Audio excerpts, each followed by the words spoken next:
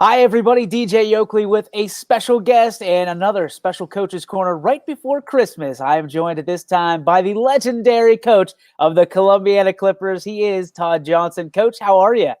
Oh, I'm doing well. Legendary, we're working on. But, Merry Christmas to you, DJ, and to your family. So. Well, same to you, brother. I know you've got a great family at home and ones that are really excited about seeing Santa Claus, I'm sure. Oh, yeah.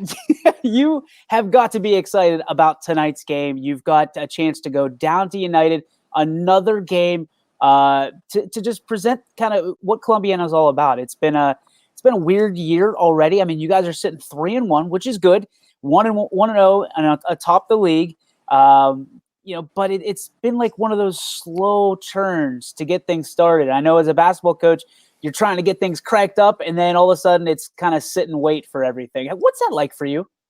Well, yeah, I mean, actually, our schedule started out. We had first game at Western Reserve, and then we had to wait a week, and then we had Struthers at home. Very good Struthers team. So this is actually finally we got a little Tuesday, Friday routine. But then with the break coming up, obviously we're going to be off on Tuesday, and then we have another game on Friday. So we're going to play and then again sit a week. So yeah, it's been kind of like a slow turn, but it's something. Hopefully, at the beginning of the year, we really hit it hard, and we got a lot of games in a row. So get us ready for that. Your team full of seniors right now, and you're playing a team that is kind of battling through the youth movement. You've been there, you've done that. What do you expect from the Eagles tonight?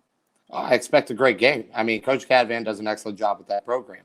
He's going to have some kids, some young and hungry kids that are going to be ready to play us. Yeah, we're a little bit more veteran than they are, but I can also kind of relate with Coach and what he's going through right now, as we were in that boat not so long ago. What are some words of wisdom for coaches? I know you're good friends with East Palestine's head coach. And obviously you're very close with Lisbon's head coach, Chris Huxold as well. What's some of the kind of words of wisdom you have for some of these coaches going through that youth movement at this point? Stick with your philosophy. Stick with your program. Stick with what you're selling, and it'll work. As long as you continue to do that, show the kids that you're care, that you're invested. Things will work on themselves. So. This has been a fun Columbiana team to watch. Your transition game is impeccable. You've got, like we've already alluded to, a lot of seniors. How did you get these guys to buy in? Was it early, or was it just your constant work during the summer? We know you're not building this plane in the air. This is a lot of work that you've put into it, and a lot of work that the kids have put into it as well. Yeah, this is year 4 of our program. And these boys were obviously with us, from the beginning. So they have an understanding of expectations. What we want to do. We have very busy summers, camps, shootouts, leagues that really build foundations for winter. You can't win games in the summer, but you sure can lose them. And that's one of the things we preach and we talk about. But this is this is a program that has been building. That we are excited about as a staff, and that I hope that makes the city of Columbiana proud. Oh, and I'm sure you do. I guarantee that. Coach, you are one of the most fun coaches to watch during a game. I have the eagle's eye view to be able to watch you, and you're coaching every single play. What is it about? I mean, I know you love the game of basketball, but being able to kind of be a point guard on the sidelines and coach up your guys, what is it about your philosophy that you think works so well at this level?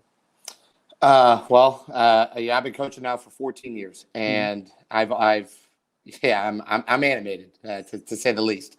But it's a love for the game. It's a passion for the game. It's a passion for helping out young men, and trying to put them in the best possible position to succeed. I can do everything but put the ball in the hoop for them, pretty much, so to speak. But I just love helping out our team to the best of my ability on the sideline. Coach, you coach in a place that was voted the nicest place in America, and you have got some great leaders over there. What makes Columbiana so special?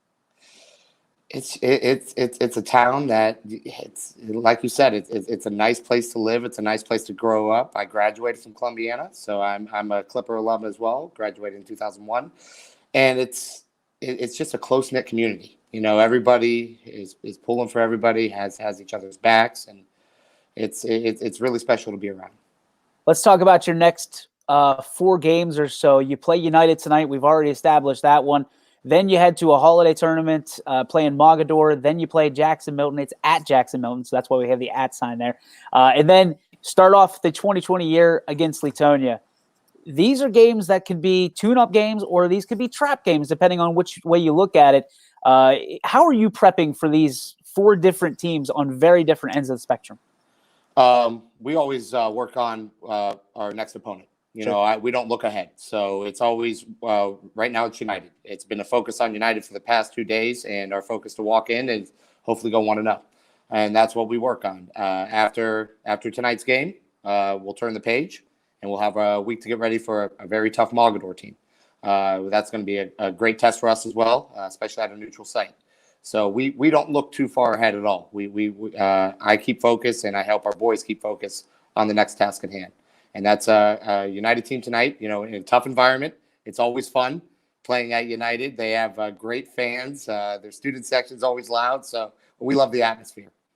Is it difficult sometimes from your perspective, from the player's perspective, to upshift and downshift this time of year with inside the EOAC, and then you're playing, non-conference games as well mixed in there? Or is that something that's nice to be able to get some guys some extra playing time, maybe in those non-conference games that typically don't touch floor as much? Well, we try to, it is nice. It is definitely nice to play different opponents and then go inside the league, outside the league, that sort of thing. You always want to be, battle tested. And I think night in and night out, the league is going to battle test us. And then our out-of-conference slate, it's a tough one. It's a very tough one this year. So we've been tested early on, and, we welcome the challenge. I asked Coach Chrisman last night about the EOAC. It is one of those rare conferences that anybody can win on any given night. Do you feel good about being a part of this league and being able to have that target on your back and having, kind of welcoming the challenge as he does? Yeah. I mean, it's a great league. It is absolutely a great league. And like you said, any given night, any one of these teams could jump up and, take somebody down.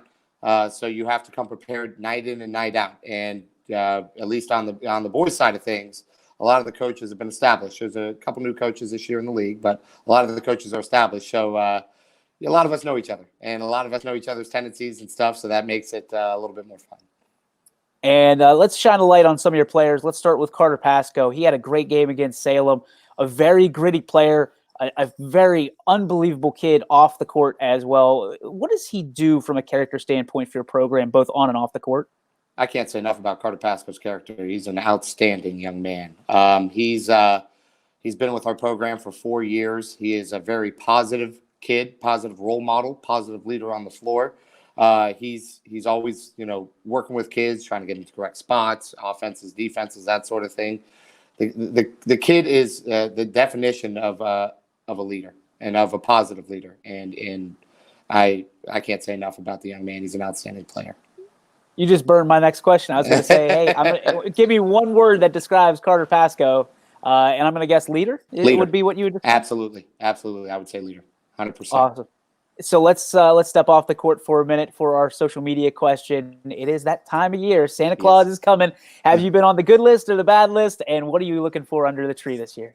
Well, it depends who you ask. But I feel that I've been on the good list. And gosh, underneath the tree, as a father of 3, I just love to see Christmas through my children's eyes, and I love to see their smiles and their happy faces. So just to see them happy about this time of year is a gift enough for me. So, Coach, thank you so much for the time. We'll talk to you next week. Good luck tonight against United. All right, thank you, sir.